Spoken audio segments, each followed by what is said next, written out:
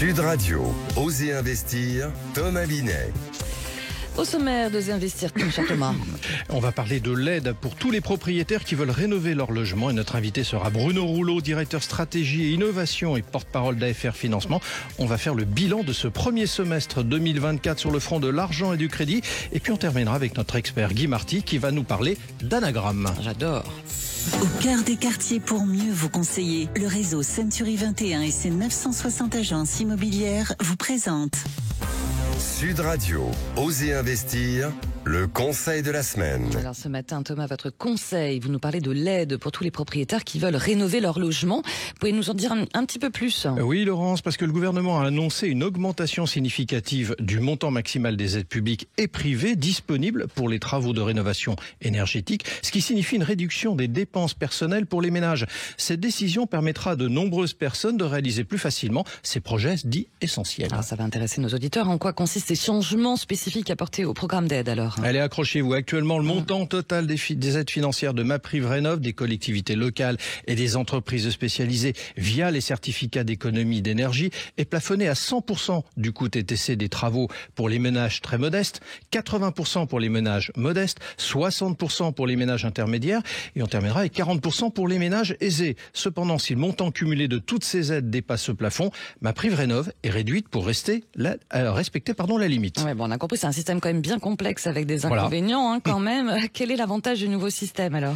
Bah oui, parce qu'il va falloir quand même dissuader les collectivités locales de financer des projets de rénovation énergétique. Ça pourrait être le cas. Alors pour remédier à ce problème, le gouvernement relève les plafonds pour tous les propriétaires à l'exception des ménages très modestes qui sont déjà au maximum.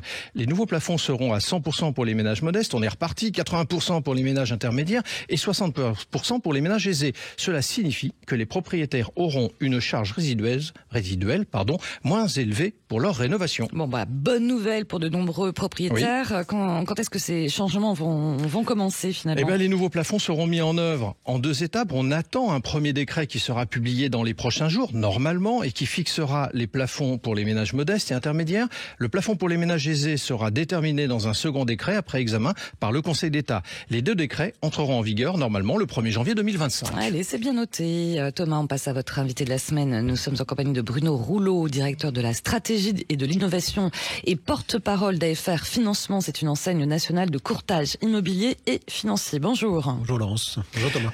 Bonjour Bruno Rouleau. Le moins qu'on puisse dire, c'est que nous sommes dans une période d'incertitude politique. J'ai pas fait un scoop en le disant et les marchés n'aiment pas les incertitudes. Ça, c'est bien connu. Alors, à quoi devons-nous nous attendre dans les prochaines semaines, voire les prochains mois? Parce que l'été va passer par là. C'est peut-être une période, comme on dit, sur les côtes atlantiques de morteau. Rien ne bouge, tout se regarde, tout s'attend. Est-ce que sur le front de l'argent, est-ce que sur le front des taux, il va se passer quelque chose d'après vous et d'après la vision que vous en avez? Alors incertitude veut dire effectivement qu'il peut y avoir plein de scénarios possibles par nature. Alors le scénario sur lequel l'ensemble du monde bancaire et du crédit table, c'est plutôt une stabilité, dire un statu quo sur ce qui se passe, c'est-à-dire que des banques qui aujourd'hui ont vraiment envie de prêter et pour regagner après 1 an et demi très calme, des taux directeurs qui sont plutôt orientés selon la directive de la BCE à la baisse, même si hier la Banque Centrale Européenne a annoncé qu'elle stabilisait, mais elle avait baissé le mois d'avant. Et puis enfin, les sujets concernant la dette souveraine et le refinancement des banques, et là pour le coup c'est une incertitude en fonction de ce qui va se passer sur le plan politique. Donc tout ça pour ça, il est urgent d'attendre, pour résumer. Il est urgent d'attendre. Alors, si je me place du côté de l'emprunteur ou du candidat à l'accession, je pense qu'il faut quand même s'intéresser à ce qui se passe en ce moment sur le marché et avec des ajustements qui sont notables à certains endroits. Mais sur le reste, pour les gens qui ont vraiment une stratégie d'investissement à long terme et plurielle, oui, c'est vrai que là, c'est l'urgence d'attendre. Bruno Rouleau, on voit dans la presse apparaître de plus en plus des informations selon lesquelles des personnes disent « je vais vendre tout mon immobilier, je vais investir peut-être dans l'or ». Je vais mettre mes avoirs à l'étranger. On s'aperçoit d'ailleurs que ça ne correspond pas seulement aux grandes fortunes. Des personnes de niveau intermédiaire y pensent, et certaines d'ailleurs franchissent le pas. Alors, ça vous fait réagir de quelle manière ça ? On a toujours eu, souvenez-vous, au moment de l'arrivée du Parti socialiste au pouvoir, il y a 1981. C'est ça. On avait déjà eu cette tendance à la fuite, alors qui s'était réalisée, mais dans une moindre mesure, et surtout le retour qui avait été réalisé une quinzaine ou une vingtaine d'années plus tard.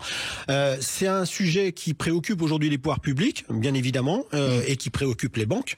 Maintenant, faut savoir, comme vous l'aviez dit, c'est que les grosses fortunes qui peuvent être constituées sont déjà installées la plupart du temps. On est déjà organisé ça. Pardon, je vous interromps, mais c'est vrai que le phénomène nouveau, c'est pas forcément... C'est qu'on descend en termes de gamme. Exactement. Exactement. Non, mais voilà. Les gens aujourd'hui sont inquiets parce que c'est un point de rupture et on sent bien qu'on est dans une chose où ça va pas être la même chose qu'il y a quelques mois ou quelques années.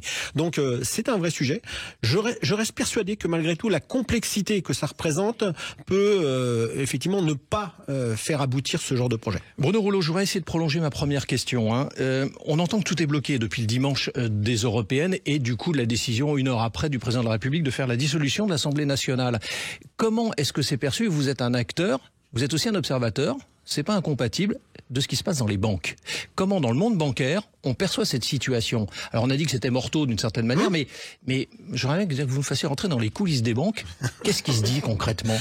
Dans les coulisses des banques, si c'est si c'est une organisation gouvernementale avec un programme dur, comme certains partis l'ont évoqué, avec notamment des prélèvements à ajuster sur les fortunes ou sur les flux bancaires, il est évident qu'on est en train de se préparer à un scénario qui va crisper le monde bancaire et du coup risque de complètement cristalliser la situation des banques en ce moment. Ça, c'est un vrai... Est-ce que ça veut dire, en traduction simultanée, ça veut dire hausse des crédits? Ça veut dire restriction du crédit et surtout derrière, puisque le crédit est distribué en fonction de la collecte que vous faites. Donc si l'argent part hors de France ou est réaffecté, réalloué à d'autres choses, la banque pourra moins prêter. On l'a bien vu d'ailleurs tout récemment avec le chahut qu'il y a eu sur la valeur capitalistique des banques et des grandes banques françaises. Je rappelle que quand même les banques sont tenues à un ratio de fonds propres par rapport aux encours de crédit qu'elles développent et que si jamais le capital est bougé et chahuté, forcément ça a une incidence sur la distribution et la stratégie de distribution du crédit. Donc c'est un vrai sujet sur le plan bancaire. Mais vous m'aviez dit on rentrait dans les coulisses. Après sur le plan général, les banques elles vont suivre la directive et on est plus inquiet sur les orientations du gouvernement ou du futur gouvernement sur la partie du logement et l'accompagnement du logement que vraiment sur le sujet de la directive économique qui peut être en général. Alors on parlait des banques, on va continuer avec les banques. On n'est pas, j'allais dire, avare de bonnes nouvelles. On en a une quand même sur le front des banques. Elles veulent conquérir, elles veulent se développer les banques. Donc elles veulent acquérir de nouveaux clients et deviennent agressives sur les conditions commerciales. Du coup, c'est une bonne nouvelle pour les emprunteurs, ça, malgré tout ce qu'on vient de se dire. Exactement. Aujourd'hui, le monde bancaire, et c'est en ça que je vous disais que ça va dépendre de la stratégie politique, mais le monde bancaire a vraiment envie d'aller capter des nouveaux clients. Attendez, je vous interromps, parce qu'on a vu, dans les 18 mois précédents, que c'était pas du tout la stratégie des banques. Oui, parce qu'elles en étaient dans une situation d'incertitude par rapport au taux, d'incertitude par rapport à ce qui pouvait se faire en termes de stratégie gouvernementale. Là, il y en a plus de stratégie gouvernementale, faut être très clair. On est dans un on gère les affaires courantes. Exactement, vous gérez les affaires courantes et le nouveau gouvernement est loin encore apparemment d'être constitué. Mais en tout état de cause, les banques, elles ont envie, parce que ça fait 1 an et demi qu'elles sont sous pression, qu'elles ont restreint, qu'elles sont réorganisées, que les autorités supranationales leur mettent le grimpin dessus. Aujourd'hui, elles sont là, je gagne de l'argent quand je prête de l'argent. Et elles ont reconstitué, pour la première fois depuis plusieurs années, elles ont reconstitué des marges sur le crédit distribué. Donc aujourd'hui, elles ont envie de repartir. Donc, et c'est reparti, pour certaines d'ailleurs. C'est reparti, oui. On a d'une part des barèmes et des grilles qui sont agressives, et même dans la qualité de la clientèle, on est prêt à descendre un petit peu. Alors si on parle de taux, on va parler quand même de ventes, dans l'ancien, principalement. Les ventes dans l'ancien sont moins toniques cette année, a priori, mais paradoxalement, c'est aussi un bon signal pour les emprunteurs, normalement. Alors c'est un bon signal pour les emprunteurs, sauf que l'emprunteur est toujours tendance à vouloir attendre que ce soit le point le plus bas. Donc comme on leur promet depuis des mois que le marché va retourner de 15%, 20%, ce qui n'est pas le cas.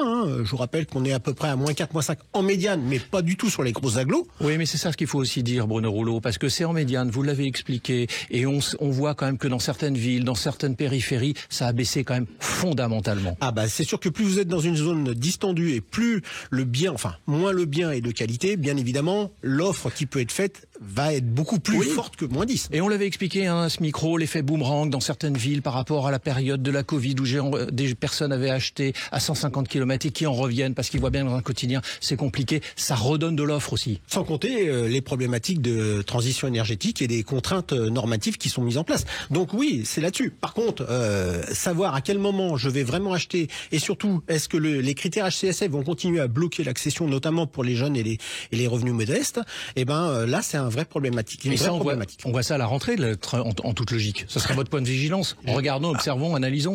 Moi, j'attends, comme tous les partenaires banquiers et financiers, j'attends d'avoir des lignes très claires sur la stratégie à ce propos-là, du plan logement et d'une vraie réalité, en tout cas pour la prise de conscience. Parce qu'ils disent tous qu'ils ont fait un mea culpa ou qu'ils sont bien conscients de ça, mais dans la réalité, le logement est le grand absent de toute la campagne. Merci à vous. Merci beaucoup Bruno Rouleau. Je rappelle que vous êtes le directeur de la stratégie de l'innovation et porte-parole d'AFR Financement. Intergestion REM, spécialiste de l'épargne en SCPI depuis plus de 30 ans, présente Sud Radio, Osez investir, le coin de l'expert. Et comme d'habitude, notre expert, c'est Guy Marty, notre consultant en gestion de patrimoine et fondateur de pierrepapier.fr. Bonjour Guy. Bonjour Laurence. Alors Guy, notre maître Capello, puisque chaque semaine vous venez nous raconter un peu la genèse, l'origine d'un mot. Alors vous nous avez souvent parlé d'ailleurs de ces mots, de leurs origines, parfois de leur sens véritable. C'est le dernier rendez-vous de la saison, On va clore Osez investir avec vous dans un instant. J'imagine que c'est un mot spécial qui nous attend. On a un peu défloré d'ailleurs dans le lancement, mais bon. Oui, si on parlait d'anagramme. Ah, j'adore. Vous savez, cette gymnastique littéraire qui consiste à changer l'ordre d'un mot ou d'une phrase. Oui. Et de retrouver une signification inattendue. Allez-y, on vous écoute. Alors, je vous propose de commencer par le meilleur placement. Le meilleur placement, moi je suis nul. Avec exactement les mêmes lettres, mais dans un ordre différent. Cela devient cruellement empaillé. Pas mal. Et en fait, c'est une bonne leçon. Il faut jamais croire au meilleur placement. La bonne vieille diversification garde tous ses mérites. Alors moi, je vais essayer. Voilà, c'est mon rôle. Tout de même, tel ou tel placement est une valeur sûre, Guy ? Alors là, bravo Thomas. Merci. Bon, vous m'avez un peu aidé, c'est écrit dans le conducteur. On va tout dire à nos auditeurs. Moi, je ne regarde pas pour essayer de non, mais l'anagramme de valeur sûre, c'est surévaluer Lance. Ah, c'est pas mal surévalué. Ouais. Et il vaut mieux ne jamais s'entretenir d'illusions, car tout placement connaît de toute façon ses bonnes et ses mauvaises périodes. Vous savez, les actions, l'immobilier, Bruno Rouleau nous dira la même chose. Ce sont des très bons placements à long terme, mais il faut parfois patienter. Allez, une dernière anagramme pour la route des vacances, Guy. Alors, celle que j'ai préparée là aujourd'hui, c'est « Il arrive que l'on se dise quand je serai à la retraite ». Fini les soucis. Enfin, le carpe diem, la vie tranquille, pour de bon. C'est une grave erreur. Vous savez, l'expression carpe diem, littéralement, ça veut dire cueille le jour. Mais l'anagramme de carpe diem, c'est ça déprime. Non. Si. Et en fait, les vacances arrivent. Si on veut passer une bonne retraite, rester en forme, on peut choisir tout ce qu'on veut, les petits-enfants, les voyages, le caritatif, le bricolage, tout ce qu'on veut, mais il faut rester utile, il faut rester actif. En fait, la retraite, c'est pas une vie au rabais. On en a un avant-goût avant les vacances. Merci Guy.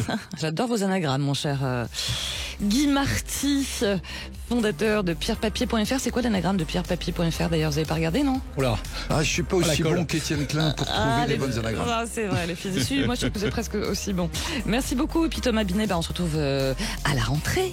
Oui, avec grand plaisir. Bel été, carpe diem alors. Oui, puis Pierre Papier nous dira fin du mois d'août la sonification en anagramme. Voilà. Il y a du boulot pour vos vacances actives. Allez, au revoir, merci. Merci.